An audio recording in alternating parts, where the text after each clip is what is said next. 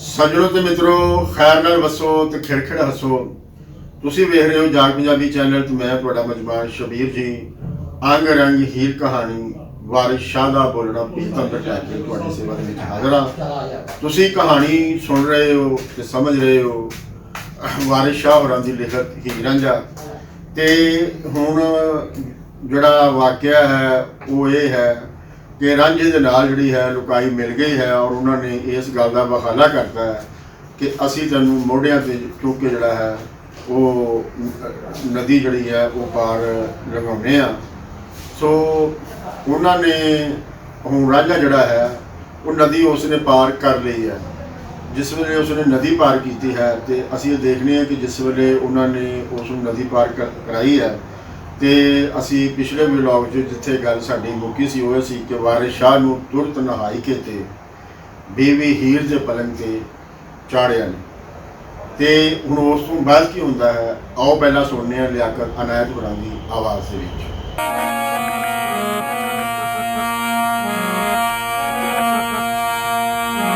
यारो पलंग के हासनी सेज इथे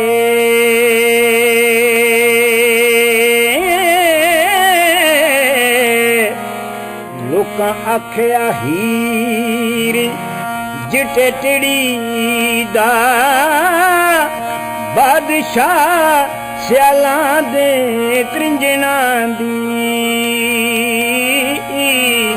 मैर चूच के खान दी बेटी दा।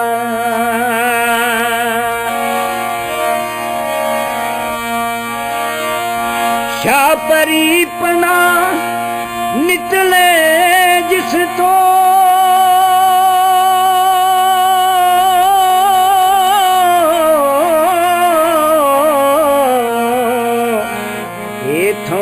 उस मुशक लपेटड़ी दा असी सब झबेल ते घाट पतन सबा हुक्म है उस सलेटड़ी दा।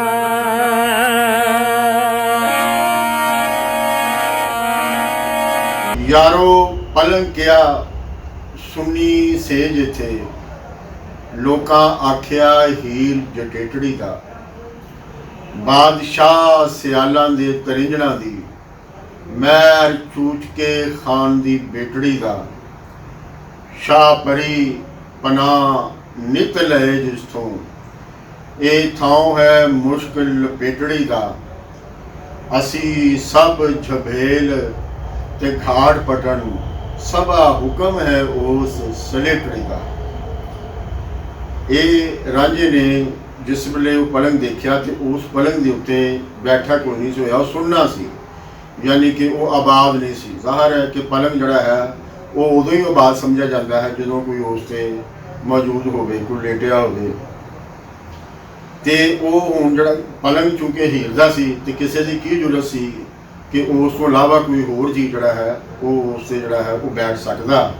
तो इस गल का जोड़ा वखाला है जिस वे रांझे ने पूछा कि यारो पलंग क्या सुनी सेज इत्थे लोग आख्या हीर जटेटड़ी का। लोग आख्या कि ये जोड़ा पलंग है ये हीर जटेटड़ी का है। तो हीर कौन है? बादशाह सियालां दे तरिंजणा दी। तरिंजन असी पहलों भी दस आए हाँ कि वो वेड़ा जदों कुड़ियां वो चरखा कतन बह जान तो उस वेड़े में फिर तरिंजन का जोड़ा है वो नाम दिता जाता है। इनू तुसी एक कॉटन इंडस्ट्री भी जी है वो उस वेले की कह सकते हो। सो जड़ी हीर है उसकी मशहूरी जड़ी है वो तरिंजना दे विच है। हुण तरिंजना दे विच वड्डी गिनती दे विच जड़ियां ने मुटियारां हुंदियां ने ते उत्थे हीर दीयां गल्लां जड़ियां ने वो छड़ियां पईयां ने और उहदे बारे गलबात जड़ी है वो होंदी रहिंदी है। उसके वजके के बारे जड़ा है वो गल तो वो जड़ी हीर है वो उसका राज है तरिंजना दे विच। जिहड़े लोग गलबात करन वाले ने कुड़ियां वो उस नूं जिहड़ा है अपनी बादशाह की तरह ही जिहड़ा है वो समझदियां ने ਔਰ ਬਾਦਸ਼ਾਹ ਦਾ ਜਿਹੜਾ ਹੁਕਮ ਹੈ ਉਹ ਅਟਲ ਹੁੰਦਾ ਹੈ। ਬਾਦਸ਼ਾਹ ਜੋ ਬੋਲ ਦੇਵੇ ਉਹ ਕਾਨੂੰਨ ਹੁੰਦਾ ਹੈ। ਬਾਦਸ਼ਾਹ ਦੀ ਮਰਜ਼ੀ ਹੀ ਜਿਹੜੀ ਹੈ ਉਹੀ ਕਾਨੂੰਨ ਹੈ, ਉਹੀ ਰੀਤ ਹੈ, ਉਹੀ ਰਿਵਾਇਤ ਜਿਹੜੀ ਹੈ ਉਹ ਮੰਨੀ ਜਾਂਦੀ ਹੈ। ਸੋ ਬਾਦਸ਼ਾਹ ਦੇ ਹੁਕਮ ਨੂੰ ਨਾ ਮੰਨਣਾ ਜਿਹੜਾ ਹੈ ਉਹ ਜਾਣ ਤੋਂ ਹੱਥ ਧੋਣ ਵਾਲੀ ਜਿਹੜੀ ਹੈ ਉਹ ਗੱਲ ਹੁੰਦੀ ਹੈ। ਤੇ ਬਾਦਸ਼ਾਹ ਸਿਆਲਾਂ ਦੇ ਤਰਿੰਜਣਾ ਦੀ ਮੈਲ ਚੂਚ ਕੇ ਖਾਨ ਦੀ ਬੇਟੜੀ ਦਾ। ਹੁਣ ਵਾਰਿਸ ਸ਼ਾਹ ਹੋਰੀ ਜਦੋਂ ਉਹਨਾਂ ਨੇ ਕੋਈ ਕਰੈਕਟਰ ਐਂਟਰ ਕਰਨਾ ਹੋਵੇ ਤੇ ਉਹ ਉਸ ਦੇ ਬਾਰੇ ਜਿਹੜਾ ਹੈ ਉਹ ਦੱਸ ਪਾਉਂਦੇ ਨੇ। ਅਸੀਂ ਪਹਿਲਾਂ ਵੀ ਪੜ੍ਹ ਆਏ ਹਾਂ ਕਿ ਜਿਸ ਵੇਲੇ ਵਾਰਿਸ ਸ਼ਾਹ ਹੋਰਾਂ ਨੇ ਕਰੈਕਟਰਾਂ ਨੂੰ ਨਹੀਂ ਕੀਤਾ ਤੇ ਉਹਨਾਂ ਦਾ ਗੁਣ ਜੋ ਵੀ ਹੈ ਸੀ ਉਹ ਨਾਲੋਂ ਨਾਲ ਹੀ ਜਿਹੜਾ ਹੈ ਉਹ ਬਿਆਨ ਕਰੀ ਜਾਂਦੇ ਨੇ। ਹੁਣ ਰਾਂਝਾ ਜਿਹੜਾ ਹੈ ਉਹ ਹੀਰ ਸਿਆਲਾਂ ਦੀ ਜਿਹੜੀ ਹੈ ਉਹ ਚੈਲੰਜ ਕਬੂਲ ਕਰਕੇ ਕਿ ਉਹ ਉਸ ਨੂੰ ਵਿਆਹ ਕੇ ਲਿਆਏਗਾ, ਉਹ ਟੁਰਿਆ ਹੈ। ਤੇ ਹੁਣ ਰਾਂਝੇ ਦਾ ਜਿਹੜਾ ਮੇਲ ਹੈ ਉਹ ਹੀਰ ਦੇ ਨਾਲ ਹੋਣਾ ਹੈ। ਤੇ ਹੁਣ ਹੀਰ ਦੀ ਜਿਹੜਾ ਤਾਰਫ ਹੈ ਉਸ ਦੀ ਜਿਹੜੀ ਜਾਣ ਸਿਆਣ ਹੈ ਵਾਰਿਸ ਸ਼ਾਹ ਹੋਰੀ ਕਿਸ ਢੰਗ ਦੇ ਨਾਲ ਜਿਹੜਾ ਹੈ ਉਹ ਕਰਵਾ ਰਹੇ ਨੇ। ਤੇ ਉਹ ਲੋਕਾਂ ਦੀ ਜ਼ੁਬਾਨੀ ਜਿਹੜਾ ਹੈ ਉਹ ਜਿਹੜਾ ਨਾ ਦੱਸਿਆ ਜਾ ਰਿਹਾ ਕਿ ਹੀਰ ਜਿਹੜੀ ਹੈ ਉਹ ਕੌਣ ਹੈ, ਔਰ ਦੱਸਿਆ ਜਾ ਰਿਹਾ ਕਿ ਉਹ ਮਹਿਲ ਚੂਚ ਕੇ ਖਾਨ ਦੀ ਜਿਹੜੀ ਹੈ ਉਹ ਬੇਟੜੀ ਹੈ। ਚੂਚਕ ਜਿਹੜਾ ਹੈ ਉਸ ਦਾ ਜਿਹੜਾ ਰਾਜ ਹੈ ਉਹ ਝੰਗ ਦੇ ਵਿੱਚ ਜਿਹੜਾ ਹੈ ਉਹ ਮੰਨਿਆ ਜਾਂਦਾ ਸੀ। ਔਰ ਤਾਰੀਖ ਦੇ ਵਿੱਚ ਵੀ ਜਿਹੜਾ ਹੈ ਇਹ ਸਾਨੂੰ ਪਤਾ ਚੱਲਦਾ ਹੈ ਕਿ ਜਿਹੜਾ ਝੰਗ ਜਿਹੜਾ ਹੈ ਉਸ ਦੀ ਜਿਹੜਾ ਨੀਂਹ ਹੈ ਉਹ ਜਿਹੜਾ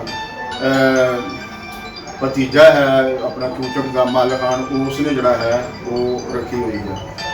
ਤੇ ਅਸੀਂ ਮੈਂ ਚੂਚ ਕੇ ਖਾਨ ਦੀ ਬੇਟੜੀ ਦਾ ਜਿਹੜਾ ਜ਼ਿਕਰ ਹੈ ਉਹ ਲੋਕਾਂ ਦੇ ਰਾਹੀਂ ਜਿਹੜਾ ਹੈ ਉਹ ਇਸ ਦੇ ਵਿੱਚ ਜਿਹੜਾ ਹੈ ਉਹ ਆਇਆ ਹੈ।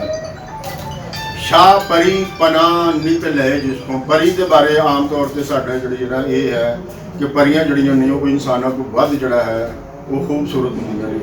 ਸੋ ਉਹਨਾਂ ਦੀ ਜਿਹੜੀ ਖੂਬਸੂਰਤੀ ਹੈ ਉਹ ਮੰਨੀ ਜਾਂਦੀ ਹੈ। ਲੇਕਿਨ ਜਿਹੜੀ ਪਰੀਆਂ ਦੀ ਸ਼ਾਹ ਹੈ, ਪਰੀਆਂ ਦੀ ਜਿਹੜੀ ਮਲਕਾ ਹੈ ਉਹ ਵੀ ਉਸ ਤੋਂ ਪਨਾਹ ਮੰਗਦੀ ਹੈ। ਸੋ ਇਹ ਇੱਥੋਂ ਪਤਾ ਲੱਗਦਾ ਹੈ ਹੀਰ ਦੇ ਹੁਸਨ ਦਾ ਔਰ ਉਸ ਦੀ ਜਿਹੜੀ ਤਾਕਤ ਹੈ ਉਸ ਦਾ ਜਿਹੜਾ ਹੈ ਵਜਕੇ ਦਾ ਜਿਹੜਾ ਹੈ ਉਹ ਪਤਾ ਲੱਗਦਾ ਹੈ ਕਿ ਪਰੀਆਂ ਦਾ ਹੁਸਨ ਔਰ ਉਹਨਾਂ ਦੀ ਜਿਹੜੀ ਤਾਕਤ ਹੈ ਉਹ ਸਭ ਹੀਰ ਦੇ ਸਾਹਮਣੇ ਜਿਹੜਾ ਹੈ ਨਾ ਉਹ ਮਾਠੀਆਂ ਨੇ। ਤੇ ਔਰ ਉਹ ਹੀਰ ਤੋਂ ਜਿਹੜਾ ਹੈ ਉਹ ਪਨਾਹ ਮੰਗਦੀਆਂ ਨੇ।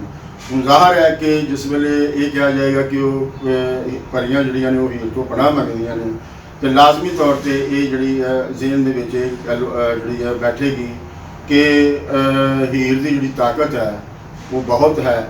ਇਹੀ ਤਾਕਤ ਹੈ ਜਿੰਨੇ ਕਿ ਪਲੰਗ ਨੂੰ ਜਿਹੜਾ ਹੈ ਉਹ ਸੁੰਨਾ ਰੱਖਿਆ ਹੋਇਆ ਹੈ ਔਰ ਉਸ ਕਿਸੇ ਦਾ ਇਹ ਇੰਨਾ ਹੀਆ ਨਹੀਂ ਹੈ, ਇੰਨੀ ਜ਼ਰੂਰਤ ਨਹੀਂ ਹੈ ਕਿ ਉਹ ਉਸ ਪਲੰਗ ਤੇ ਜਿਹੜਾ ਨਾ ਉਹ ਬੈਠ ਸਕੇ। ਸ਼ਾਹ ਪਰੀ ਪਨਾਹ ਨਿਤ ਲੈ ਜਿਸ ਤੋਂ ਇਹ ਥਾਂ ਉਸ ਮੁਸ਼ਕ ਲਪੇਟੜੀ ਦਾ। ਸੋ ਜਿਹੜੀ ਹੀਰ ਹੈ ਉਹ ਮੁਸ਼ਕ ਦੇ ਨਾਲ ਜਿਹੜੀ ਹੈ ਉਹ ਭਰੀ ਹੋਈ ਹੈ। ਮੁਸ਼ਕ ਜਿਹੜਾ ਹੈ ਉਸ ਦੇ ਬਾਰੇ ਤੁਸੀਂ ਜਾਣਦੇ ਹੋ ਕਿ ਉਹ ਇੱਕ ਸੁਗੰਧ ਹੈ, ਇੱਕ ਵੰਨ ਦੀ ਜਿਹੜੀ ਕਿ ਚੰਗੀ ਸਮਝੀ ਜਾਂਦੀ ਹੈ ਔਰ ਲੋਕ ਜਿਹੜਾ ਹੈ ਉਸ ਨੂੰ ਪਸੰਦ ਕਰਦੇ ਨੇ, ਲਾਈਕ ਕਰਦੇ ਨੇ। ਸੋ ਹੀਰ ਜਿਹੜੀ ਹੈ ਉਸ ਦਾ ਜਿਹੜਾ ਵਜੂਦ ਹੈ ਉਹ ਇੱਕ ਮੁਸ਼ਕ ਦੀ ਤਰ੍ਹਾਂ ਹੈਗਾ ਕਿ ਜਿਹੜੇ ਗੱਭਰੂ ਨੌਜਵਾਨ ਨੇ ਉਹ ਆਪਣੇ ਮਨ ਦੇ ਵਿੱਚ ਉਹਦੇ ਲਈ ਜਿਹੜਾ ਹੈ ਉਹ ਚਾਹਤ ਰੱਖਦੇ ਨੇ ਔਰ ਜਿਹੜੇ ਦੂਸਰੇ ਲੋਕ ਨੇ ਉਹ ਉਹਦੇ ਦੂਸਰੇ ਗੁਣਾਂ ਦੀ ਵਜ੍ਹਾ ਤੋਂ ਜਿਹੜਾ ਹੈ ਉਸ ਨੂੰ ਸਲਾਹੁੰਦੇ ਨੇ। ਔਰ ਯਾਨੀ ਕਿ ਹੀਰ ਜਿਹੜੀ ਹੈ ਉਹ ਜਿਵੇਂ ਇੱਕ ਮੁਸ਼ਕ ਜਿਹੜੀ ਹੈ ਉਹ ਜਿਸ ਵੇਲੇ ਫੈਲਦੀ ਹੈ ਤੇ ਉਹ ਹਰ ਇੱਕ ਨੂੰ ਮੁਤਾਸਰ ਕਰਦੀ ਹੈ। ਇਸੇ ਤਰ੍ਹਾਂ ਹੀਰ ਜਿਹੜੀ ਹੈ ਉਸ ਨੇ ਆਪਣੇ ਹੁਸਨ ਵਜੋਂ ਔਰ ਆਪਣੀ ਤਾਕਤ ਵਜੋਂ ਜਿਹੜਾ ਹੈ ਆਪਣੇ ਵਰਤਾਰੇ ਵਜੋਂ ਹਰ ਇੱਕ ਨੂੰ ਜਿਹੜਾ ਹੈ ਉਹ ਮੁਤਾਸਰ ਕੀਤਾ ਹੋਇਆ ਹੈ ਕਿਸੇ ਨਾ ਕਿਸੇ ਹਵਾਲੇ ਦੇ ਨਾਲ। ਔਰ ਇਸ ਦਾ ਅੱਗੇ ਜਿਹੜਾ ਜ਼ਿਕਰ ਜਿਹੜਾ ਹੈ ਉਹ ਆਏਗਾ ਕਿ ਹੀਰ ਜਿਹੜੀ ਹੈ ਉਸ ਦਾ ਹੁਸਨ ਕੀ ਹੈ ਔਰ ਉਸ ਦਾ ਜਿਹੜਾ ਲੋਕਾਂ ਦੇ ਨਾਲ ਜਿਹੜਾ ਵਰਤਾਰਾ ਹੈ ਔਰ ਉਸ ਦੀ ਜਿਹੜੀ ਤਾਕਤ ਹੈ ਉਹ ਕੀ ਹੈ। ਤੇ ਵਾਰਿਸ ਸ਼ਾਹ ਹੋਰੀ ਜਿਹੜਾ ਹੈ ਉਹ ਇਹ ਮਿਸਾਲਾਂ ਦੇ ਕੇ ਜਿਹੜਾ ਹੈ ਉਸ ਦੀ ਬਾਬਤ ਜਿਹੜਾ ਹੈ ਉਹ ਸਾਨੂੰ ਜਿਹੜਾ ਹੈ ਉਹ ਦੱਸ ਪਾ ਰਹੇ ਨੇ ਕਿ ਹੀਰ ਜਿਹੜੀ ਹੈ ਉਹ ਉਸ ਦੀ ਜਿਹੜੀ ਪਹੁੰਚ ਹੈ ਉਸ ਦੀ ਜਿਹੜੀ ਤਾਕਤ ਹੈ ਉਹ ਕਿੰਨੀ ਕੁ ਹੈ। ਤਾਂ ਉਹ ਹੁਣ ਜਿਹੜੇ ਜਬੇਲ ਜਿਹੜੇ ਨੇ ਉਹ ਜਿਹੜੇ ਮਲਾਹ ਨੇ ਉਹਨਾਂ ਦੀ ਇੱਕ ਜਿਹੜੀ ਹੈ ਜਿਹੜੀ ਹੈ ਉਹ ਟਾਬਰੀ ਹੈ, ਕਬੀਲਾ ਹੈ। ਤਾਂ ਉਹ ਜਿਹੜੇ ਅਸੀਂ ਸਭ ਜਬੇਲ ਤੇ ਘਾਟ ਪਤਨ ਯਾਨੀ ਕਿ ਅਸੀਂ ਜਿਹੜੇ ਮਲਾਮ ਆ ਸਾਡੇ 'ਤੇ ਵੀ ਔਰ ਇਹ ਜਿਹੜਾ ਕਾਟ ਹੈ ਔਰ ਜਿਹੜਾ ਪਤਨ ਹੈ ਉਹ ਇਸ ਦੇ ਵਿੱਚ ਜਿਹੜਾ ਨਾ ਉਸ ਸਲੇਟੜੀ ਦਾ ਜਿਹੜਾ ਨਾ ਰਾਜ ਹੈ ਉਹਦਾ ਹੁਕਮ ਚੱਲਦਾ ਹੈ। ਯਾਨੀ ਕਿ ਹੀਰ ਜਿਹੜੀ ਹੈ ਜਿਸ ਵੇਲੇ ਅਸੀਂ ਕਹਿੰਦੇ ਕਿ ਹੀਰ ਦਾ ਹੁਕਮ ਚੱਲਦਾ ਹੈ ਤੇ ਇਹਦਾ ਮਤਲਬ ਹੈ ਕਿ ਹੀਰ ਜਿਹੜੀ ਹੈ ਉਸ ਇਲਾਕੇ ਦੇ ਉੱਤੇ ਹੁਕਮਰਾਨ ਹੈ। ਸੋ ਹੁਕਮਰਾਨ ਹੋਣ ਦਾ ਮਤਲਬ ਹੈਗਾ ਕਿ ਉਸ ਕੋਲ ਜਿਹੜਾ ਹੈ ਇਹ ਤਾਕਤ ਹੈ ਔਰ ਉਹ ਤਾਕਤ ਦੇ ਨਾਲ ਜਿਹੜਾ ਹੈ ਆਪਣੀ ਗੱਲ ਮਨਮਾਨੀ ਜਿਹੜੀ ਹੈ ਉਹ ਜਾਣਦੀ ਹੈ। ਤੋ ਹੀਰ ਕਿਉਂਕਿ ਸਿਰਫ ਹੁਕਮਰਾਨ ਹੀ ਨਹੀਂ ਹੈਗੀ ਬਲਕਿ ਉਹ ਖੂਬਸੂਰਤ ਵੀ ਹੈ ਔਰ ਖੂਬਸੂਰਤੀ ਦੀ ਵਜ੍ਹਾ ਤੋਂ ਵੀ ਜਿਹੜਾ ਹੈ ਉਸ ਦਾ ਜਿਹੜਾ ਹੈ ਇੱਕ ਟੈਕਾ ਇੱਕ ਵਜਕਾ ਜਿਹੜਾ ਹੈ ਔਰ ਲੋਕਾਂ ਦੀ ਜਿਹੜੀ ਤਵੱਜੋ ਹੈ ਉਹ ਉਸ ਨੂੰ ਜਿਹੜੀ ਹੈ ਉਹ ਮਿਲਦੀ ਪਈ ਹੈ। ਤੋ ਅਸੀਂ ਇਹ ਵੇਖਦੇ ਕਿ ਜਿਸ ਵੇਲੇ ਰਾਂਝੇ ਤੇ ਉਹਦੀਆਂ ਭਰਜਾਈਆਂ ਦਾ ਝੇੜਾ ਚੱਲ ਰਿਹਾ ਸੀ ਤੇ ਭਰਜਾਈਆਂ ਨੇ ਕਿਹਾ ਕਿ ਸਾਡਾ ਹੁਸਨ ਪਸੰਦ ਨਾਲ ਲਿਆਵਣਾ ਹੈ ਜਾਂ ਹੀਰ ਸਿਆਲ ਵਿਵਾਹ ਲਿਆਵੀ। ਸੋ ਹੀਰ ਦੀ ਜਿਹੜੀ ਸ਼ੋਹਰਤ ਹੈ ਉਹ ਉਹਦੇ ਹੁਸਨ ਖੂਬਸੂਰਤ ਹੋਣ ਦੀ ਵਜ੍ਹਾ ਤੋਂ ਬਣੀ ਸੀ। ਉਹ ਝੰਗ ਦੇ ਵਿੱਚ ਵੀ ਜਿਹੜੀ ਹੈ ਉਹ ਆਪਣੀ ਹੋਈ ਸੀ ਤੇ ਭਰਜਾਈਆਂ ਨੇ ਆਪਣੇ ਹੁਸਨ ਦੇ ਮੁਕਾਬਲੇ ਤੇ ਉੱਤਮ ਜਿਸ ਨੂੰ ਸਮਝਿਆ ਆਲਾ ਜਿਸ ਨੂੰ ਸਮਝਿਆ ਉਹ ਹੀਰ ਹੀ ਸੀ ਕਿ ਉਹਨਾਂ ਨੇ ਕਿਹਾ ਕਿ ਜੇ ਤੈਨੂੰ ਸਾਡਾ ਹੁਸਨ ਪਸੰਦ ਨਹੀਂ ਹੈਗਾ ਤੇ ਫਿਰ ਜਿਹੜੀ ਸਾਡੇ ਤੋਂ ਬਹੁਤੀ ਸੋਹਣੀ ਉਹਨਾਂ ਨੇ ਫਿਰ ਹੀਰ ਦਾ ਜਿਹੜਾ ਹੈ ਨਾ ਉਹ ਨਾਂ ਲਿਆ। ਇੱਥੋਂ ਪਤਾ ਚੱਲਦਾ ਹੈ ਕਿ ਹੀਰ ਦੀ ਜਿਹੜੀ ਵਜ੍ਹਾ ਸ਼ੋਹਰਤ ਸੀ ਉਹ ਉਸ ਦੇ ਖੂਬਸੂਰਤ ਹੋਣ ਦੀ ਜਿਹੜੀ ਵਜ੍ਹਾ ਤੋਂ ਜਿਹੜੀ ਸੀ ਉਹ ਜ਼ਿਆਦਾ ਸੀ। ਲੋਕ ਜਿੱਥੇ ਜਾਂਦੇ ਸਨ ਉਸ ਦੇ ਹੁਸਨ ਦੀ ਜਿਹੜੀ ਹੈ ਉਹ ਮਿਸਾਲ ਦਿੰਦੇ ਸਨ। ਇਸ ਤੋਂ ਜਿਹੜਾ ਨਾ ਯਕੀਨੀ ਤੌਰ 'ਤੇ ਪਤਾ ਚੱਲਦਾ ਹੈ ਕਿ ਸਿਰਫ ਇੱਕ ਰਾਂਝਾ ਜਿਹੜਾ ਹੈ ਉਹ ਤੇ ਖੈਰ ਭਰਜਾਈਆਂ ਨੇ ਜਦੋਂ ਮਿਹਣਾ ਮਾਰਿਆ ਨਾ ਉਸ ਮਿਹਣੇ ਦੇ ਸਿਲਸਿਲੇ ਦੇ ਵਿੱਚ ਜਿਹੜਾ ਹੈ ਹੀਰ ਨੂੰ ਜਿਹੜਾ ਨਾ ਵਿਆਹ ਟੋਕਣ ਦਾ ਹੈ। ਲੇਕਿਨ ਕੁੜੀ ਜਿਹੜੀ ਹੈ ਉਹ ਸੋਹਣੀ ਹੋਵੇ ਔਰ ਉਹਦੀ ਵਜ੍ਹਾ ਸ਼ੋਹਰਤ ਜਿਹੜੀ ਹੈ ਉਹ ਉਸਦਾ ਜਿਹੜਾ ਸੋਹਣਪੁਣਾ ਹੈ ਉਹ ਹੋਵੇ, ਉਤੋਂ ਉਹ ਹੁਕਮਰਾਨ ਵੀ ਹੋਵੇ, ਤਾਕਤਵਰ ਵੀ ਹੋਵੇ ਤੇ ਲਾਜ਼ਮੀ ਗੱਲ ਹੈ ਕਿ ਜਿਹੜੇ ਗੱਭਰੂਆਂ ਦੀ ਜਿਹੜੀ ਵੱਡੀ ਗਿਣਤੀ ਹੈ ਉਹ ਉਸ ਦੇ ਨਾਲ ਜਿਹੜਾ ਹੈ ਵਿਆਹ ਕਰਵਾਉਣਾ ਜਿਹੜੀ ਹੈ ਉਹ ਚਾਹੁੰਦੀ ਉਹਨਾਂ ਦੀ ਖਾਹਿਸ਼ ਹੁੰਦੀ ਹੈ ਕਿ ਉਸ ਦਾ ਉਹ ਜਿਹੜੀ ਹੀਰ ਹੈ ਉਹ ਉਸ ਦੀ ਜਿਹੜੀ ਹੈ ਨਾ ਉਹ ਹੋ ਜਾਵੇ। ਸੋ ਰਾਂਝਾ ਜਿਹੜਾ ਹੈ ਉਹ ਮਿਹਣੇ ਦੀ ਵਜ੍ਹਾ ਤੋਂ ਆਪਣਾ ਚੱਲਦਾ ਹੈ ਹੀਰ ਵੱਲ। ਲੇਕਿਨ ਇਸੇ ਤਰ੍ਹਾਂ ਜਿਸ ਤਰ੍ਹਾਂ ਵਾਰਿਸ ਸ਼ਾਹ ਨੇ ਬਿਆਨ ਕੀਤਾ ਹੈ ਇੱਥੋਂ ਇਸ ਗੱਲ ਦੀ ਵੀ ਦੱਸ ਪੈਂਦੀ ਹੈ ਕਿ ਹੋਰ ਗੱਭਰੂ ਵੀ ਜਿਹੜੇ ਨੇ ਉਹ ਲਾਜ਼ਮੀ ਤੌਰ 'ਤੇ ਉਸ ਦੇ ਜਿਹੜੇ ਨੇ ਉਹ ਚਾਹੀਵਾਨ ਜਿਹੜੇ ਨੇ ਉਹ ਹੈ ਨੇ। ਸੋ ਵਾਰਿਸ ਸ਼ਾਹ ਨੂੰ ਤੁਰਤ ਨਹਾਈ ਕੇ ਤੇ ਬੀਵੀ ਹੀਰ ਦੇ ਪਲੰਗ ਤੇ ਚਾੜਿਆ ਨੇ। ਹੁਣ ਇਹ ਜਿਹੜੀ ਸੇਜ ਜਿਹੜੀ ਸੀ ਇਹ ਸੁੰਨੀ ਸੀ, ਇਹ ਕਿਸੇ ਦੀ ਇਹ ਜ਼ਰੂਰਤ ਨਹੀਂ ਸੀ ਹੈ ਕਿ ਉਹ ਇਸ ਸੇਜ 'ਤੇ ਆ ਕੇ ਬਹਿ ਜਾਵੇ। ਲੇਕਿਨ ਰਾਂਝਾ ਜਿਹੜਾ ਹੈ ਉਹ ਇਸ ਸੇਜ 'ਤੇ ਆ ਕੇ ਬਹਿ ਗਿਆ ਔਰ ਬਿਠਾਇਆ ਕਿਹਨਾਂ ਨੇ ਹੈ। ਗੱਲ ਜਿਹੜੀ ਹੈ ਅਸਲ ਦੇ ਵਿੱਚ ਜਿਹੜਾ ਇੱਥੇ ਵਾਰਿਸ ਸ਼ਾਹ ਦਾ ਭੇਤ ਹੈ ਉਸ ਨੂੰ ਅਸੀਂ ਜਿਹੜਾ ਹੈ ਨਾ ਉਹ ਸਮਝਣਾ ਹੈ ਕਿ ਅਸੀਂ ਪਿਛਲੇ ਬੰਦ ਦੇ ਵਿੱਚ ਜਿਹੜੀ ਜਿੱਥੇ ਗੱਲ ਮੁੱਕੀ ਸੀ ਕਿ ਵਾਰਿਸ ਸ਼ਾਹ ਨੂੰ ਤੁਰਤ ਨਹਾਈ ਕੇ ਤੇ ਬੀਵੀ ਹੀਰ ਦੇ ਪਲੰਗ ਤੇ ਜਿਹੜਾ ਹੈ ਉਹ ਚਾੜਿਆ। ਸੋ ਇਹ ਲੋਕਾਂ ਨੇ ਰਾਂਝੇ ਨੂੰ ਨਵਾ ਕੇ ਹੁਣ ਲੋਕਾਂ ਜਿਹੜਾ ਰਾਂਝਾ ਹੈ ਉਹ ਲੋਕਾਂ ਦੀ ਅੱਖ ਦਾ ਤਾਰਾ ਬਣ ਚੁੱਕਿਆ ਹੈ। ਲੋਕਾਂ ਦੇ ਮਨ ਦੇ ਵਿੱਚ ਰਾਂਝੇ ਦੀ ਚਾਹਤ ਬਣ ਗਈ ਹੈ। ਸੋ ਜਿਸ ਤਰ੍ਹਾਂ ਹੀਰ ਦੇ ਬਹੁਤ ਸਾਰੇ ਚਾਹੀਵਾਨ ਨੇ, ਇਸੇ ਤਰ੍ਹਾਂ ਰਾਂਝੇ ਦੇ ਜਿਹੜੇ ਨੇ ਲੋਕ ਉਹ ਚਾਹੀਵਾਨ ਹੋ ਗਏ ਨੇ। ਹੁਣ ਰਾਂਝੇ ਦੇ ਚਾਹੀਵਾਨਾਂ ਦੇ ਵਿੱਚ ਛੜਾ ਔਰਤਾਂ ਨਹੀਂ ਹਨ ਬਲਕਿ ਉਹਦੇ 'ਚ ਮਰਦਾਂ ਦੀ ਜਿਹੜੀ ਵੱਡੀ ਗਿਣਤੀ ਜਿਹੜੀ ਆ ਉਹ ਸ਼ਾਮਿਲ ਹੈ। ਦੋਵਾਂ ਬਾਹਾਂ ਤੋਂ ਪਕੜ ਕੇ ਜਿਨ੍ਹਾਂ ਨੇ ਉਸ ਨੂੰ ਪਾਰ ਲਾਇਆ ਹੈ ਉਹ ਉਹਨਾਂ ਦੇ ਵਿੱਚ ਮਰਦ ਜ਼ਾਤ ਜਿਹੜੀ ਹੈ ਉਹ ਵਧੇਰੇ ਗਿਣਤੀ ਦੇ ਵਿੱਚ ਜਿਹੜਾ ਹੈ ਉਹ ਹੈ। ਔਰ ਇਸ ਸਮਾਜ ਦੇ ਵਿੱਚ ਪ੍ਰਚਲਿਤ ਸਮਾਜ ਦੇ ਵਿੱਚ ਜਿਹੜੇ ਮਰਦ ਨੇ ਉਹਨਾਂ ਦੀ ਤਾਕਤ ਜਿਹੜੀ ਹੈ ਔਰਤ ਤੋਂ ਜਿਹੜਾ ਹੈ ਉਹ ਵੱਧ ਸਮਝੀ ਜਾਂਦੀ ਹੈ। ਸੋ ਉਹਨਾਂ ਨੇ ਜਿਸ ਵੇਲੇ ਉਸ ਨੂੰ ਬੇੜੀ ਦੇ ਵਿੱਚ ਵਾਰ ਕੇ ਤੇ ਪਾਰ ਲਾਤਾ ਤੇ ਫਿਰ ਉਹਨਾਂ ਨੇ ਹੀ ਉਸ ਨੂੰ ਨੁਹਾ ਕੇ ਜਿਹੜਾ ਹੈ ਤੇ ਹੀਰ ਦੇ ਪਲੰਗ ਦੇ ਉੱਤੇ ਜਿਹੜਾ ਨਾ ਉਹ ਚਾੜਤਾ ਹੈ। ਹੁਣ ਲੁਕਾਈ ਜਿਹੜੀ ਹੈ ਉਹ ਆਪ ਦੇ ਹੀਰ ਦੇ ਪਲੰਗ ਤੇ ਨਹੀਂ ਚੜੀ, ਲੇਕਿਨ ਉਹਨਾਂ ਨੇ ਰਾਂਝਾ ਜਿਹੜਾ ਹੈ ਉਸ ਨੂੰ ਹੀਰ ਦੇ ਪਲੰਗ ਦੇ ਉੱਤੇ ਜਿਹੜਾ ਹੈ ਉਹ ਚਾੜ ਦਿੱਤਾ ਹੈ। ਸੋ ਉਹ ਹੁਣ ਜਿਹੜੀ ਹੈ ਉਹ ਸੁੰਨੀ ਰਾਂਝੇ ਦੇ ਆਉਣ ਤੋਂ ਪਹਿਲਾਂ ਉਹ ਸੁੰਨੀ ਸੀ। ਉੱਥੇ ਕੋਈ ਜੀ ਜਿਹੜਾ ਹੈ ਉਹ ਬੈਠ ਨਹੀਂ ਸੀ ਸਕਦਾ। ਹਰ ਇੱਕ ਦੇ ਮਨ ਦੇ ਵਿੱਚ ਜਿਹੜੀ ਹੀਰ ਦਾ ਜਿਹੜਾ ਵਚਕਾ ਹੈ, ਟੌਰ ਹੈ, ਉਸ ਦੀ ਜਿਹੜੀ ਹੈਬਤ ਹੈ ਉਹ ਉਹਨਾਂ ਦੇ ਮਨ ਦੇ ਵਿੱਚ ਵਸਾਈ ਹੋਈ ਸੀ ਔਰ ਲੋਕ ਡਰਦੇ ਮਾਰੇ ਜਿਹੜਾ ਹੈ ਉਸ ਪਲੰਗ ਦੇ ਉੱਤੇ ਬੈਠਣ ਦੀ ਜ਼ਰੂਰਤ ਜਿਹੜੀ ਸੀ ਉਹ ਨਹੀਂ ਸੀ ਕਰਦੇ। ਲੇਕਿਨ ਰਾਂਝੇ ਨੂੰ ਜਿਹੜੀ ਲੋਕਾਈ ਨੇ ਜਿਹੜੀ ਤਾਕਤ ਦਿੱਤੀ, ਉਸ ਤਾਕਤ ਦੇ ਉੱਤੇ ਜਿਹੜਾ ਹੈ ਰਾਂਝਾ ਉਹ ਪਲੰਗ ਤੇ ਜਾ ਬੈਠਾ ਹੈ ਤੇ ਨਾਲ ਹੀ ਉਸ ਨੇ ਫਿਰ ਜਿਹੜਾ ਹੈ ਇਹ ਸਵਾਲ ਜਿਹੜੇ ਨੇ ਇਹ ਕੀਤੇ ਕਿ ਇਹ ਜਿਹੜੇ ਪਲੰਗ ਹੈ ਇਹ ਸੁੰਨਾ ਕਿਉਂ ਹੈ, ਇਹ ਆਬਾਦ ਕਿਉਂ ਨਹੀਂ ਹੈ। ਕਿਉਂਕਿ ਉਹ ਪਲੰਗ ਜਿਹੜਾ ਹੈ ਇਹ ਤੇ ਆਰਾਮ ਵਾਸਤੇ ਹੈ। ਇਹ ਜਿਹੜਾ ਕੋਈ ਥੱਕਿਆ ਟੁੱਟਿਆ ਬੰਦਾ ਹੈ ਉਸ ਦੇ ਸਾਹ ਲੈਣ ਲਈ ਹੈ, ਆਰਾਮ ਕਰਨ ਲਈ ਹੈ। ਪਰ ਇਹ ਹੈਰਤ ਦੀ ਗੱਲ ਹੈ ਕਿ ਇਸ ਦੇ ਉੱਤੇ ਕੋਈ ਵੀ ਜਿਹੜਾ ਹਾਲਾਂਕਿ ਮੁਸਾਫਰ ਆ ਰਹੇ ਨੇ ਤੇ ਜਾ ਰਹੇ ਨੇ ਔਰ ਯਕੀਨੀ ਤੌਰ ਤੇ ਇਹਨਾਂ ਦੇ ਵਿੱਚ ਜਿਹੜੇ ਲੋਕ ਨੇ ਉਹ ਥੱਕੇ ਟੁੱਟੇ ਜਿਹੜੇ ਨੇ ਉਹ ਜ਼ਰੂਰ ਹੋਣਗੇ, ਲੇਕਿਨ ਉਹ ਆਸੇ ਪਾਸੇ ਜਿਹੜਾ ਹੈ ਆਪਣਾ ਆਰਾਮ ਕਰਕੇ ਆਪਣਾ ਵੇਲਾ ਟਪਾ ਲੈਂਦੇ ਨੇ। ਲੇਕਿਨ ਉਹ ਜਿਹੜੀ ਹੀਰ ਦੀ ਜਿਹੜੀ ਸ਼ੋਹਰਤ ਹੈ, ਹੀਰ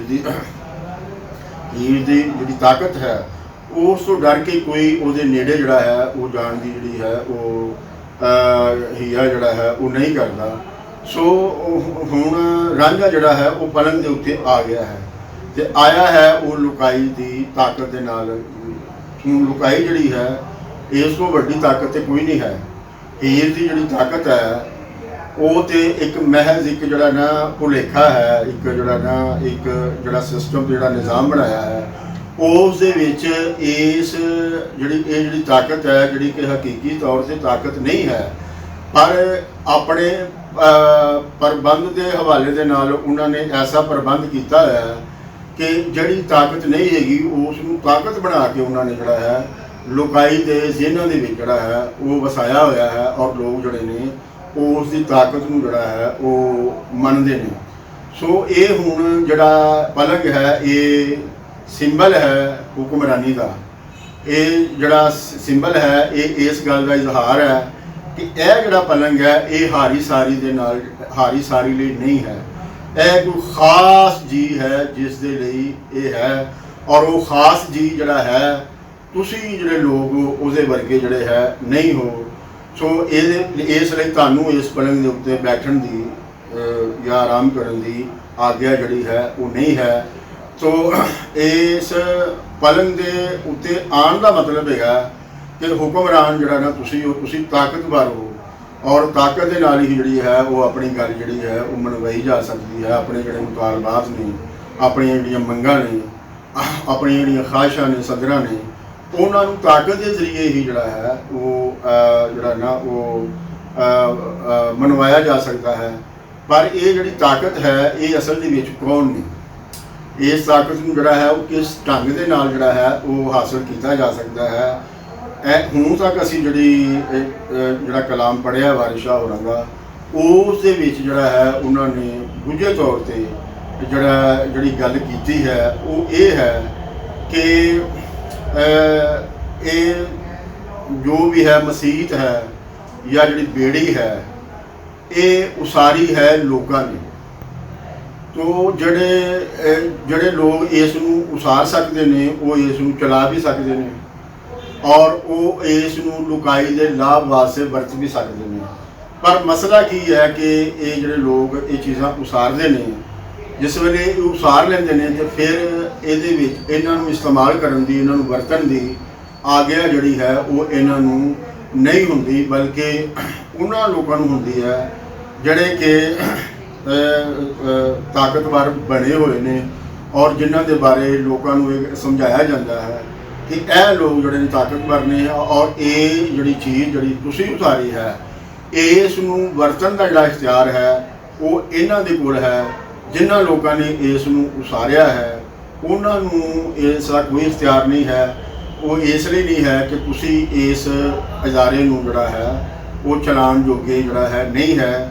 ਇਹ ਕੁਝ ਖਾਸ ਲੋਕ ਹੁੰਦੇ ਨੇ ਜਿਹੜੇ ਕਿ ਇਹਨਾਂ ਨੂੰ ਅਦਾਰਿਆਂ ਨੂੰ ਜਿਹੜਾ ਹੈ ਉਹ ਚਲਾਉਂਦੇ ਨੇ। ਲੇਕਿਨ ਜਿਸ ਵੇਲੇ ਲੋਕਾਂ ਨੂੰ ਇਸ ਗੱਲ ਦੀ ਸਮਝ ਆ ਜਾਂਦੀ ਹੈ ਕਿ ਇਹ ਜਿਹੜੀ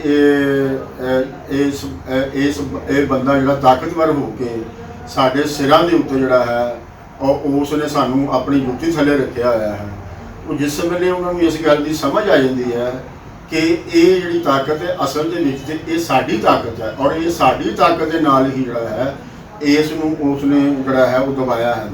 ਮਿਸਾਲ ਦੇ ਤੌਰ ਤੇ ਅਗਰ ਕੋਈ ਬੰਦਾ ਕਿਸੇ ਜ਼ਮੀਨ ਦੇ ਉੱਤੇ ਜਿਹੜਾ ਹੈ ਜ਼ਮੀਨ ਉਸ ਦੀ ਮਲਕੀਅਤ ਹੈ, ਜ਼ਰਈ ਜ਼ਮੀਨ ਹੈ ਔਰ ਉਸ ਦੀ ਉਹ ਮਾਲਕ ਹੈ ਜਿਹਨੂੰ ਅਸੀਂ ਜ਼ਗੀਰਦਾਰ ਕਹਿੰਦੇ ਹਾਂ, ਜ਼ਮੀਂਦਾਰ ਕਹਿੰਦੇ ਹਾਂ, ਤਾਂ ਉਸ ਦੇ ਵਿੱਚ ਜਿਹੜੀ ਮਿਹਨਤ ਹੈ ਉਹ ਤੇ ਆਮ ਜੀ ਕਰਦਾ ਹੈ ਜਿਹਨੂੰ ਅਸੀਂ ਮੁਜ਼ਾਰਾ ਕਹਿੰਦੇ ਹਾਂ। ਤਾਂ ਉਹ ਮੁਜ਼ਾਰਾ ਅਗਰ ਉਸ ਦੇ ਵਿੱਚ ਮਿਹਨਤ ਨਾ ਕਰੇ ਤੇ ਉਹ ਜਿਹੜਾ ਹੈ ਉਸ ਤੋਂ ਪੈਦਾਵਾਰ ਤੇ ਜ਼ਗੀਰਦਾਰ ਜਿਹੜੀ ਉਹ ਨਹੀਂ ਲੈ ਸਕਦਾ। ਲੇਕਿਨ ਮੁਜ਼ਾਰੇ ਨੂੰ ਇਹ ਆਪਣੇ ਪ੍ਰਬੰਧ ਦੇ ਰਾਹੀਂ ਇਹ ਸਮਝਾਇਆ ਜਾਂਦਾ ਹੈ ਕਿ ਤੈਨੂੰ ਜਿਹੜਾ ਹੈ ਪੈਦਾ ਹੀ ਇਸ ਵਾਸਤੇ ਕੀਤਾ ਗਿਆ ਹੈ ਕਿ ਤੂੰ ਇਸ ਜ਼ਮੀਨ ਨੂੰ ਜਿਹੜਾ ਹੈ ਉਹ ਵਾਹਵੇਂ ਔਰ ਇਹਦੇ ਵਿੱਚੋਂ ਆਪਣੇ ਜਿਹੜਾ ਸਾਹ ਲੈਣ ਜੋਗਾ ਜਿਹੜਾ ਹੈ ਉਹ ਤੈਨੂੰ ਜਿਹੜਾ ਨਾ ਉਹ ਦਿੱਤਾ ਜਾਵੇ। ਅਸਲ ਦੇ ਵਿੱਚ ਜਿਹੜੀ ਇਹ ਜ਼ਮੀਨ ਭੂਏ ਹੈ ਔਰ ਇਸ ਦੀ ਜਿਹੜੀ ਪੈਦਾਵਾਰ ਹੈ, ਇਸ ਦਾ ਜਿਹੜਾ ਮਾਲਕ ਹੈ ਉਹ ਜ਼ਮੀਂਦਾਰ ਹੈ, ਜ਼ਗੀਰਦਾਰ ਹੈ। ਸੋ ਲਿਹਾਜ਼ਾ ਉਹ ਸਾਰੀ ਦੀ ਸਾਰੀ ਜਿਹੜੀ ਤਾਕਤ ਹੈ ਔਰ ਉਹ ਜਿਹੜੀ ਪੈਦਾਵਾਰ ਹੈ ਉਹ ਪੈਦਾ ਕਿਹਨੇ ਕੀਤੀ ਹੈ? ਉਹ ਕੀਤੀ ਹੈ ਮੁਜ਼ਾਰੇ ਨੇ। ਮੁਜ਼ਾਰੇ ਜਿਹੜੇ ਨੇ ਉਹ ਵੱਡੀ ਗਿਣਤੀ ਦੇ ਵਿੱਚ ਹੈ ਨੇ, ਉਹ ਇੱਕ ਤਬਕਾ ਨੇ, ਉਹ ਹੀ ਲੋਕ ਨੇ। ਸੋ ਤਬਕਾ ਅਸੀਂ ਉਸ ਨੂੰ ਕਹਿੰਦੇ ਹਾਂ ਜਿਹੜਾ ਇੱਕ ਹੀ ਢੰਗ ਦੇ ਨਾਲ ਜਿਹੜਾ ਹੈ ਆਪਣੀ ਰੋਜ਼ੀ ਰੋਟੀ ਜਿਹੜੀ ਹੈ ਉਹ ਕਮਾਉਂਦਾ ਹੋਵੇ। ਸੋ ਜਿਸ ਵੇਲੇ ਅਸੀਂ ਦੇਖਦੇ ਹਾਂ ਕਿ ਮੁਜ਼ਾਰੇ ਜਿਹੜੇ ਨੇ ਵੱਡੀ ਗਿਣਤੀ ਦੇ ਵਿੱਚ ਖੇਤਾਂ 'ਚ ਜਿਹੜਾ ਹੈ ਉਹ ਕੰਮ ਕਰਦੇ ਨੇ, ਕਿਸਾਨ ਤੋਂ ਉਹ ਜਿਹੜਾ ਕਿਸਾਨ ਹੈ ਉਹ ਇੱਕ ਤਬਕਾ ਹੈ। ਸੋ ਉਹ ਇੱਕ ਹੀ ਤਰੀਕੇ ਦੇ ਨਾਲ ਜਿਹੜਾ, ਇਸੇ ਤਰ੍ਹਾਂ ਜਿਹੜੇ ਜ਼ਗੀਰਦਾਰ ਨੇ ਉਹ ਇੱਕ ਹੀ ਢੰਗ ਦੇ ਨਾਲ ਜਿਹੜਾ ਹੈ ਉਹ ਉਸ ਪੈਦਾਵਾਰ ਦੇ ਮਾਲਕ ਬਣਦੇ ਨੇ। ਇਸ ਤਰ੍ਹਾਂ ਕਿ ਜ਼ਗੀਰਦਾਰਾਂ ਦਾ ਜਿਹੜਾ ਤਬਕਾ ਹੈ ਉਹ ਬਣਦਾ ਹੈ। ਸੋ ਇਸ ਜ਼ਗੀਰਦਾਰੀ ਦੇ ਵਿਹਾਰ ਦੇ ਉੱਤੇ ਇੱਕ ਜਿਹੜਾ ਨਾ ਜੀ ਬੈਠਾ ਹੈ ਜਿਹਨੂੰ ਅਸੀਂ ਬਾਦਸ਼ਾਹ ਕਹਿੰਦੇ ਹਾਂ, ਸੁਲਤਾਨ ਕਹਿੰਦੇ ਹਾਂ। ਸੋ ਜ਼ਗੀਰਦਾਰੀ ਦੇ ਉੱਤੇ ਜਿਹੜੀ ਸਿਆਸੀ ਤਾਕਤ ਹੈ ਉਹ ਬਾਦਸ਼ਾਹ ਦੇ ਕੋਲ ਹੁੰਦੀ ਹੈ, ਯਾਨੀ ਕਿ ਜ਼ਮੀਨ ਜਿਹੜੀ ਹੈ ਉਹ ਬਾਦਸ਼ਾਹ ਦੀ ਮਲਕੀਅਤ ਜਿਹੜੀ ਹੈ ਉਹ ਮੰਨੀ ਜਾਂਦੀ ਹੈ। ਬਾਦਸ਼ਾਹ ਜਿਹੜਾ ਹੈ ਉਹ ਆਪਣੀ ਮਰਜ਼ੀ ਦੇ ਨਾਲ ਜਿਹਨੂੰ ਚਾਹੇ ਜਿੰਨੀ ਜ਼ਮੀਨ ਜਿਹੜੀ ਹੈ ਉਹ ਦੇ ਦੇਵੇ ਔਰ ਉਹਦੇ ਵਿੱਚੋਂ ਜੋ ਆਪਣੀ ਜਿਹੜੀ ਜੋ ਉਸਦਾ ਟੈਕਸ ਲਗਾਨ ਜਿਹੜਾ ਹੈ ਜਾਂ ਕਰ ਜਿਹੜਾ ਹੈ ਜੋ ਵੀ ਉਹ ਲਾਵੇ ਉਹ ਉਸ ਨੂੰ ਜਿਹੜਾ ਹੈ ਉਹ ਦਿੱਤਾ ਜਾਂਦਾ ਹੈ। ਇਸ ਤਰ੍ਹਾਂ ਫੌਜੀ ਤਾਕਤ ਜਿਹੜੀ ਹੈ ਜਾਂ ਫੌਜੀ ਸਮਾਨ ਜਿਹੜਾ ਹੈ ਇਹ ਵੀ ਉਹਨਾਂ ਦੀ ਜ਼ਿੰਮੇਵਾਰੀ ਜਿਹੜੀ ਹੈ ਉਹ ਲਾਈ ਜਾਂਦੀ ਹੈ। ਸੋ ਅਸੀਂ ਇਸ ਸਾਰੇ ਸਿਲਸਿਲੇ ਨੂੰ ਸਮਝਣ ਲਈ ਜਿਹੜੀ ਅਸੀਂ ਜਿਹੜਾ ਮਾਮਲਾ ਜਿਹੜਾ ਅਸੀਂ ਪੜ੍ਹ ਰਹੇ ਜਿਹੜਾ ਹੁਣ ਇੱਥੇ ਆਇਆ ਹੈ ਕਿ ਇਹ ਜਿਹੜਾ ਪਲੰਗ ਹੈ ਅਸਲ ਦੇ ਵਿੱਚ ਇਹ ਤੇ ਇੱਕ ਤਾਕਤ ਦਾ ਸਿੰਬਲ ਹੈ। ਸੋ ਇਹਦੇ ਉੱਤੇ ਅਗਰ ਹੀਰ ਬੈਠੀ ਹੈ ਤਾਂ ਤਾਕਤ ਜਿਹੜੀ ਹੈ ਉਹ ਹੀਰ ਦੀ ਹੈ, ਔਰ ਇਹਦੇ ਉੱਤੇ ਅਗਰ ਜੇ ਲੁਕਾਈ ਬੈਠ ਗਈ ਹੈ ਤਾਂ ਫਿਰ ਤਾਕਤ ਜਿਹੜੀ ਹੈ ਉਹ ਲੁਕਾਈ ਦੀ ਹੈ।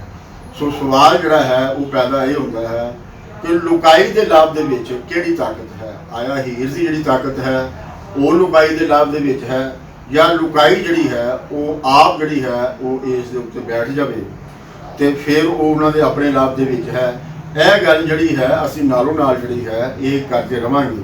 ਲੇਕਿਨ ਅਸੀਂ ਇੱਥੇ ਜਿਹੜਾ ਇੱਥੇ ਅਸੀਂ ਪਹੁੰਚੇ ਹਾਂ, ਇੱਥੇ ਆ ਕੇ ਸਾਨੂੰ ਜਿਹੜੀ ਕਹਾਣੀ ਹੈ ਉਸ ਕਹਾਣੀ ਦੇ ਅੰਦਰ ਦਾ ਜਿਹੜਾ ਮੂਡ ਹੈ ਉਹ ਸਾਨੂੰ ਇਹ ਪਤਾ ਲੱਗ ਰਿਹਾ ਹੈ ਕਿ ਰਾਂਝਾ ਜਿਹੜਾ ਹੈ ਉਹ ਲੁਕਾਈ ਦੀ ਤਾਕਤ ਨੂੰ ਜੋੜਦਾ ਪਿਆ ਹੈ। ਰਾਂਝਾ ਜਿਹੜਾ ਹੈ ਉਹ ਕੱਲਾ ਅਗਰ ਜਾ ਕੇ ਹੀਰ ਨੂੰ ਬਿਆਨ ਦਾ ਇਸ਼ਾਰਾ ਕਰੇ ਤੇ ਜਿਸ ਤਰ੍ਹਾਂ ਹੁਣ ਲੁਕਾਈ ਦੀ ਬੋਲੀ ਦੇ ਵਿੱਚੋਂ ਸਾਨੂੰ ਪਤਾ ਲੱਗਾ ਕਿ ਹੀਰ ਤੇ ਬਹੁਤ ਤਾਕਤਵਰ ਹੈ। ਸੋ ਉਹ ਜਿਹੜਾ ਹੈ ਉਹ ਫਿਰ ਹੀਰ ਨੂੰ ਜਿਹੜਾ ਹੈ ਉਹ ਆਪਣੇ ਵੱਲ ਜਿਹੜਾ ਹੈ ਉਹ ਨਹੀਂ ਕਰ ਸਕਦਾ। ਸੋ ਹੀਰ ਕਿਉਂਕਿ ਇੱਕ ਤਾਕਤ ਹੈ, ਸੋ ਉਸ ਨੂੰ ਆਪਣੇ ਵੱਲ ਕਰਨ ਲਈ ਵੀ ਇੱਕ ਤਾਕਤ ਦੀ ਜਿਹੜੀ ਹੈ ਉਹ ਲੋੜ ਹੈ। ਸੋ ਰਾਂਝਾ ਜਿਹੜਾ ਹੈ ਉਹ ਜਿਸ ਵੇਲੇ ਚੱਲਦਾ ਹੈ ਤੇ ਲੁਕਾਈ ਦੀ ਤਾਕਤ ਨੂੰ ਆਪਣੇ ਨਾਲ ਜਿਹੜਾ ਹੈ ਉਹ ਜੋੜਦਾ ਜਾਂਦਾ ਹੈ ਤੇ ਫਿਰ ਅਸੀਂ ਅੱਗੇ ਨਦੀ ਦੇ ਜਿਸ ਵੇਲੇ ਆਉਂਦਾ ਹੈ ਤੇ ਫਿਰ ਅਸੀਂ ਇਹ ਤੱਤ ਦੇਖਦੇ ਹਾਂ ਕਿ ਇੱਥੇ ਹੁਣ ਲੁਕਾਈ ਆ ਕੇ ਆਪਣਾ ਜਿਹੜਾ ਕਿਰਦਾਰ ਹੈ ਉਹ ਅਦਾ ਕਰਦੀ ਹੈ। ਜਿਸ ਵੇਲੇ ਉਹਦਾ ਭਰਾਵਾਂ ਦੇ ਨਾਲ ਝਗੜਾ ਸੀ ਉਸ ਵਕਤ ਲੁਕਾਈ ਦੀ ਹਮਦਰਦੀ ਜਿਹੜੀ ਹੈ ਉਹ ਰਾਂਝੇ ਦੇ ਨਾਲ ਸੀ, ਲੇਕਿਨ ਉਹ ਰਾਂਝੇ ਨੂੰ ਬਚਾਉਣ ਲਈ ਜਿਹੜਾ ਹੈ ਉਹ ਮੈਦਾਨ ਦੇ ਵਿੱਚ ਨਹੀਂ ਆਏ। ਜਾਂ ਅਸੀਂ ਇਹ ਕਹਿ ਲਈਏ ਕਿ ਉਸ ਵੇਲੇ ਰਾਂਝੇ ਦੀ ਇੰਨੀ ਤਾਕਤ ਨਹੀਂ ਸੀ, ਯਾਨੀ ਕਿ ਥੋੜੀ ਸੀ ਲੋਕ ਹੈ ਸਨ, ਲੇਕਿਨ ਉਹ ਤਾਕਤ ਜਿਹੜੀ ਹੈ ਉਹ ਮੁਨਜ਼ਮ ਨਹੀਂ ਸੀ ਹੈ। ਇਸ ਵਾਸਤੇ ਉਹ ਜਿਹੜਾ ਮਾਮਲਾ ਹੈ ਉਹ ਉੱਥੇ ਦਾ ਉੱਥੇ ਰਿਹਾ। ਫਿਰ ਅਸੀਂ ਦੇਖਦੇ ਹਾਂ ਕਿ ਉਹ ਤੇ ਕਿਉਂਕਿ ਆਪਣਾ ਤਖਤ ਹਜ਼ਾਰਾ ਸੀ, ਰਾਂਝਾ ਉੱਥੋਂ ਦਾ ਰਹਿਣ ਵਾਲਾ ਸੀ, ਉੱਥੇ ਉਹਦੇ ਜਾਣੂ ਲੋਕ ਸਨ, ਰਾਂਝਾ ਉਹਨਾਂ ਨੂੰ ਜਾਣਦਾ ਸੀ, ਉਹ ਰਾਂਝੇ ਨੂੰ ਜਾਣਦੇ ਸਨ। ਪਰ ਜਿਸ ਵੇਲੇ ਉਹ ਮਸੀਤ ਦੇ ਵਿੱਚ ਆਇਆ ਹੈ ਤੇ ਇੱਥੋਂ ਦੇ ਲੋਕ ਜਿਹੜੇ ਨੇ ਉਹ ਰਾਂਝੇ ਨੂੰ ਨਹੀਂ ਜਾਣਦੇ, ਲੇਕਿਨ ਉਹਦੀ ਵੰਜਲੀ ਦੀ ਸਾਜ਼ਿਸ਼ ਦੇ ਉੱਤੇ ਜਿਹੜਾ ਹੈ ਉਹ ਭੱਜੇ ਚਲੇ ਆਏ ਨੇ। ਯਾਨੀ ਕਿ ਇੱਥੇ ਹੁਣ ਰਾਂਝਾ ਜਿਹੜਾ ਹੈ ਉਹ ਲੋਕਾਂ ਨੂੰ ਨਹੀਂ ਜਾਣਦਾ, ਲੋਕ ਜਿਹੜੇ ਨੇ ਉਹ ਰਾਂਝੇ ਨੂੰ ਨਹੀਂ ਜਾਣਦੇ। ਲੇਕਿਨ ਰਾਂਝੇ ਨੇ ਜਿਹੜਾ ਹੋਸ਼ ਦਾ ਰਾਗ ਛੇੜਿਆ ਹੈ, ਇਸ ਨੂੰ ਦੋਵੇਂ ਜਾਣਦੇ ਨੇ, ਰਾਂਝਾ ਵੀ ਜਾਣਦਾ ਹੈ, ਲੁਕਾਈ ਵੀ ਜਾਣਦੀ ਹੈ। ਸੋ ਉਸ ਹੋਸ਼ ਦੇ ਰਾਗ ਨੇ ਉਹਨਾਂ ਦੋਨਾਂ ਨੂੰ ਜਿਹੜਾ ਹੈ ਉਹ ਇੱਕ ਕਰਤਾ ਹੈ। ਔਰ ਇਹੀ ਅਸੀਂ ਦੇਖਦੇ ਹਾਂ ਕਿ ਜਿਹੜਾ ਮੌਲਵੀ ਹੈ, ਜਿਹੜਾ ਕਿ ਗੱਲ ਦੇ ਉੱਤੇ ਮਾਰਨ ਦੀ ਗੱਲ ਕਰਦਾ, ਕੋੜੇ ਮਾਰਨ ਦੀ ਗੱਲ ਕਰਦਾ, ਫਾਂਸੀ ਚੜਾਉਣ ਦੀ ਗੱਲ ਕਰਦਾ ਹੈ, ਉਹ ਲੁਕਾਈ ਨੂੰ ਸਿਰਫ ਵੇਖ ਕੇ ਹੀ ਡੈਲ ਜਾਂਦਾ ਹੈ ਔਰ ਰਾਂਝੇ ਨੂੰ ਉਸ ਮਸੀਤ ਦੇ ਵਿੱਚ ਰਹਿਣ ਦੀ ਜਿਹੜੀ ਹੈ ਉਹ ਆਗਿਆ ਜਿਹੜੀ ਹੈ ਉਹ ਦੇ ਦਿੰਦਾ ਹੈ। ਇਹ ਵੀ ਜਿਹੜਾ ਮੁਮਕਿਨ ਹੋਇਆ ਹੈ, ਇਹ ਵੀ ਲੁਕਾਈ ਦੇ ਆਉਣ ਦੀ ਵਜ੍ਹਾ ਤੋਂ ਜਿਹੜਾ ਹੈ ਉਹ ਮੁਮਕਿਨ ਹੋਇਆ ਹੈ। ਤੇ ਹੁਣ ਜਿਸ ਵੇਲੇ ਰਾਂਝਾ ਨਦੀ ਦੇ ਉੱਤੇ ਆਇਆ ਹੈ ਤੇ ਉਸ ਨੇ ਪ੍ਰੇਮ ਦੀ ਜਿਹੜੀ ਢਾਂਡਰੀ ਜਿਹੜੀ ਹੈ, ਜਿਹੜੀ ਕਿ ਉਹ ਆਪਣਾ ਨਾਲ ਹੀ ਉਹ ਲੈ ਕੇ ਪ੍ਰੇਮ ਦੀ ਜਿਹੜਾ ਹੈ ਉਹ ਮੱਚ ਜਿਹੜਾ ਹੈ ਉਹ ਨਾਲ ਲੈ ਕੇ ਤੁਰਿਆ ਹੈ। ਪਰ ਇੱਥੇ ਆ ਕੇ ਉਹ ਮੱਚ ਜਿਹੜਾ ਨਾ ਉਹ ਭਾਂਬੜ ਬਣ ਗਿਆ ਹੈ ਔਰ ਇਸ ਦਾ ਫਿਰ ਸੇਕ ਜਿਹੜਾ ਹੈ ਉਹ ਲੁਕਾਈ ਤੱਕ ਪਹੁੰਚਿਆ ਹੈ। ਤੇ ਹੁਣ ਲੁਕਾਈ ਨੇ ਆਪ ਹੱਥੀਂ ਫੜ ਕੇ ਉਸ ਨੂੰ ਜਿਹੜਾ ਹੈ ਉਹ ਪਾਰ ਜਿਹੜਾ ਨਾ ਲਾਇਆ ਹੈ। ਰਾਂਝਾ ਜਿਹੜਾ ਨਾ ਉਹਨਾਂ ਦੀ ਅੱਖ ਦਾ ਤਾਰਾ ਬਣ ਗਿਆ ਹੈ, ਉਹਨਾਂ ਦੇ ਮਨ ਦੇ ਵਿੱਚ ਉਹ ਵਸ ਗਿਆ ਹੈ। ਤੇ ਹੁਣ ਉਸ ਲੁਕਾਈ ਦੀ ਤਾਕਤ ਦੇ ਨਾਲ ਰਾਂਝਾ ਜਿਹੜਾ ਹੈ ਉਸ ਨੇ ਉਹ ਨਦੀ ਜਿਹੜੀ ਹੈ ਉਹ ਪਾਰ ਕੀਤੀ ਹੈ। ਤੇ ਉਹ ਹੁਣ ਰਾਂਝਾ ਜਿਹੜਾ ਹੈ ਉਹ ਇਕੱਲਾ ਨਹੀਂ ਹੈ, ਰਾਂਝਾ ਕੱਲਾ ਹੁਣ ਨਹੀਂ ਹੈ ਜਿਹੜਾ ਆ ਕੇ ਪਲੰਗ 'ਤੇ ਬੈਠ ਗਿਆ ਹੈ, ਬਲਕਿ ਰਾਂਝਾ ਆਪ ਬੈਠਾ ਹੀ ਨਹੀਂ ਹੈ, ਬਲਕਿ ਉਸ ਨੂੰ ਲੁਕਾਈ ਨੇ ਨੁਹਾ ਕੇ ਤੇ ਉਸ ਦੇ ਪਲੰਗ 'ਤੇ ਜਾ ਰਿਹਾ ਹੈ। ਉਹ ਨਹਾ ਕੇ ਜਿਹੜਾ ਹੈ ਇੱਥੇ ਜਿਹੜੀ ਮੁਰਾਦ ਹੈ ਉਹ ਇਹ ਹੈ ਕਿ ਜਿਹੜਾ ਹੁਣ ਅਗਲਾ ਯੁੱਧ ਪੈਣਾ ਹੈ ਉਸ ਦੇ ਵਾਸਤੇ ਲੋਕਾਂ ਨੇ ਰਾਂਝੇ ਨੂੰ ਤਿਆਰ ਕਰ ਦਿੱਤਾ ਹੈ। ਰਾਂਝੇ ਨੇ ਜਿਹੜਾ ਚੈਲੰਜ ਜਿਹੜਾ ਹੈ ਉਹ ਜਿਹੜਾ ਪ੍ਰਜਾਈਆਂ ਦੇ ਸਾਹਮਣੇ ਜਿਹੜਾ ਕਬੂਲ ਕੀਤਾ ਹੈ, ਉਸ ਨੂੰ ਵਿਆਹ ਦੀ ਜਿਹੜੀ ਘੜੀ ਹੈ ਉਹ ਹੁਣ ਜਿਹੜੀ ਹੈ ਉਹ ਆ ਗਈ ਹੈ। ਤੇ ਰਾਂਝੇ ਨੂੰ ਉਹਨਾਂ ਨੇ ਬਿਲਕੁਲ ਇੱਕ ਲਾੜੇ ਦੀ ਤਰ੍ਹਾਂ ਤਿਆਰ ਕਰਕੇ ਤੇ ਹੀਰ ਦੇ ਪਲੰਗ ਦੇ ਉੱਤੇ ਜਿਹੜਾ ਹੈ ਉਹ ਚਾੜ ਦਿੱਤਾ ਹੈ। ਤੇ ਹੁਣ ਰਾਂਝਾ ਇੱਥੇ ਕੀ ਇਸ ਪਲੰਗ ਦੇ ਨਾਲ ਕੀ ਕਰਦਾ ਹੈ, ਇਹ ਅਸੀਂ ਹੁਣ ਅਗਲੇ ਬੰਦ ਦੇ ਵਿੱਚ ਜਿਹੜਾ ਹੈ ਉਹ ਦੇਖਾਂਗੇ। ਔਰ ਗੱਲ ਜਿਹੜੀ ਹੈ ਉਹ ਹੁਣ ਜਿਹੜੀ ਹੈ ਉਹ ਵਿਆਹ ਨਾਲ ਜਿਹੜੀ ਹੈ ਜਿਹੜੀ ਗੱਲ ਕਹਿੰਦੇ ਨੇ ਕਿ ਵਿਆਹਣਾ, ਉਹ ਹੁਣ ਗੱਲ ਉਸ ਪਾਸੇ ਨੂੰ ਜਾ ਰਹੀ ਹੈ। ਤੇ ਆਇਆ ਰਾਂਝਾ ਜਿਹੜਾ ਹੈ ਉਸ ਗੱਲ ਨੂੰ ਵਿਆਹ 'ਚ ਕਾਮਯਾਬ ਹੁੰਦਾ ਹੈ ਕਿ ਨਹੀਂ ਹੁੰਦਾ ਹੈ। ਰਾਂਝੇ ਦੀ ਤਾਕਤ ਭਾਰੀ ਹੈ ਕਿ ਹੀਰ ਦੀ ਤਾਕਤ ਭਾਰੀ ਹੈ, ਇਹ ਅਸੀਂ ਹੁਣ ਅਗਲੇ ਬੰਦ ਦੇ ਵਿੱਚ ਜਿਹੜਾ ਹੈ ਦੇਖਾਂਗੇ। ਤਾਂ ਮੈਨੂੰ ਆਸ ਹੈ ਕਿ ਅਸੀਂ ਅੱਜ ਜਿਹੜੀ ਗੱਲਬਾਤ ਕੀਤੀ ਹੈ ਇਸ ਦੇ ਵਿੱਚ ਕਮੈਂਟਸ ਦੇ ਰਾਹੀਂ ਤੁਸੀਂ ਵੀ ਆਪਣੇ ਜਿਹੜੇ ਵਿਚਾਰ ਨੇ ਉਹ ਸਾਂਝੇ ਕਰੋਗੇ ਤਾਂ ਜੇ ਸਾਨੂੰ ਪਤਾ ਲੱਗੇ ਕਿ ਤੁਹਾਡੀ ਜਾਚੇ ਇਹ ਮਾਮਲਾ ਜਿਹੜਾ ਹੈ ਨਾ ਉਹ ਕੀ ਹੈ। ਤੁਹਾਡੇ ਅੱਗੇ ਬੇਨਤੀ ਹੈ ਕਿ ਜਾਟ ਪੰਜਾਬੀ ਚੈਨਲ ਨੂੰ ਜ਼ਿਆਦਾ ਤੋਂ ਜ਼ਿਆਦਾ ਸਬਸਕ੍ਰਾਈਬ ਕਰੋ, ਜ਼ਿਆਦਾ ਤੋਂ ਜ਼ਿਆਦਾ ਇਸ ਨੂੰ ਅੱਗੇ ਤੋਰੋ। ਤੇ ਹਾਂ, ਜਿਹੜਾ ਘੰਟੀ ਦਾ ਬਟਨ ਹੈ ਉਸ ਨੂੰ ਦਬਾਉਣਾ ਜਿਹੜਾ ਹੈ ਉਹ ਨਾ ਭੁੱਲਣਾ। ਕੁਲ ਦਾ ਭਲਾ ਤੇ ਕੁਲ ਦੀ ਖੈਰ।